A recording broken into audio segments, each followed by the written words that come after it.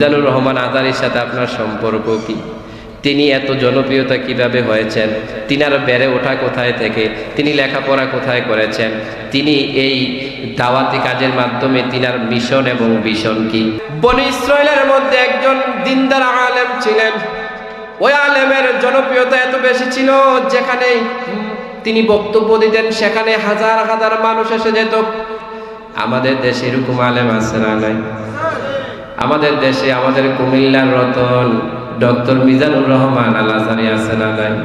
তিনি যেখানে যায় তাওহীদি জনতারা সেখানে যায়, কথা কোন ঠিক কিনা? দীর্ঘ 4-5টি বছর এই লোকটাকে দেশ থেকে দেশের বাহিরে পাঠিয়ে দিয়েছে, কথা কোন ঠিক কিনা? ওনার অ্যাবসেন্টে 2টা মাহফিল আমি করেছিলাম। ওনার মাহফিল উনি যেতে পারে নাই। আমি ওই মাহফিলগুলোতে বক্তব্য দিয়েছি, ইউটিউবে ওই মাহফিলগুলো আছে। আমি যখন ওই মাহফিলগুলোতে কথা বলেছি, ওনাকে মাহফিল করানোর পক্ষে আমি কিছু কথা বলেছি। উনি তো দেশের বাহিরে চলে গেছে। কিছুদিন পরে ডিজিএফআই লোকের আমার পিছনে লাগছে। ওই প্রথম আলোর সাংবাদিক সাবিয়া শেখ এখনো পর্যন্ত আমার ইমেলগুলো ভর্তি। মিজানুর রহমান আজারীর সাথে আপনার সম্পর্ক কি?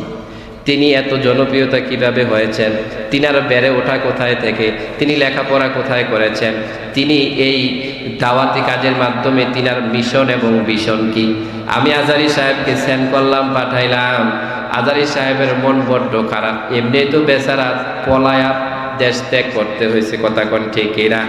আজারী সাহেব বলে, আদনান গাজী সাহেব, এগুলো যদি আপনাকে বিরক্ত বলে আপনি টোটালি বলেন আমার আর আপনার কোনো সম্পর্ক নাই, কথা ঠিক কিনা? আমার বন্ধুরা বিভিন্নভাবে বিভিন্ন ডিস্টার্ব করেছে, আল্লাহ রাব্বুল আলামিন রহম করেছে। বাংলাদেশে কোনো সমস্যা হয় নাই, কিন্তু ইন্ডিয়ার আসামে গিয়েছিলাম একটা প্রোগ্রাম করতে। প্রোগ্রাম থেকে নামতে দেরি, গ্রেফতার করতে দেরি নাই। বললাম হোয়াট ইজ ইউর প্রবলেম? কি প্রবলেম? আবার ইংলিশও পারি, হিন্দিও পারি, হিন্দিতেও বললাম। পুলিশগুলো বলে কোনো প্রবলেম নাই, আপনি আমাদের দেশের জন্য বিপজ্জনক, এজন্য আপনাকে আমরা বন্দি করলাম। আমাকে একটা জিডি করলো, বিভিন্ন রকমের প্রশ্ন, দাদার নাম, বাবার নাম, মামার নাম, খালার নাম, এত নাম আমি নিজেও জানি না। এরপর আমি কই আমি হিন্দিও পারি না, আমি ইংলিশও পারি না, বাংলা কোন?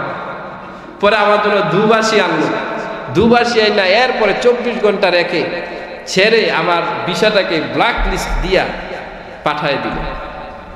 ইসলাম তারা ভয় পেয়ে যায়, না জানি তাদের হিন্দুগুলো মুসলমান হয়ে যায়, কথা ঠিক কিনা?